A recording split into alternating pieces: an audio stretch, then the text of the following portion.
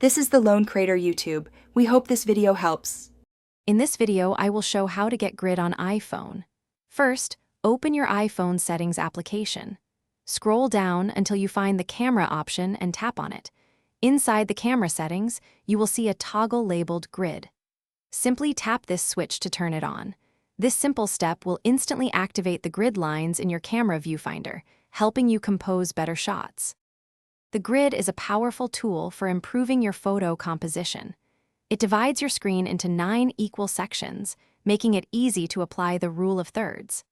This compositional guideline suggests placing your subject off-center, along the grid lines, or at their 4 intersection points for more dynamic and visually appealing images. It also helps keep your horizons perfectly straight.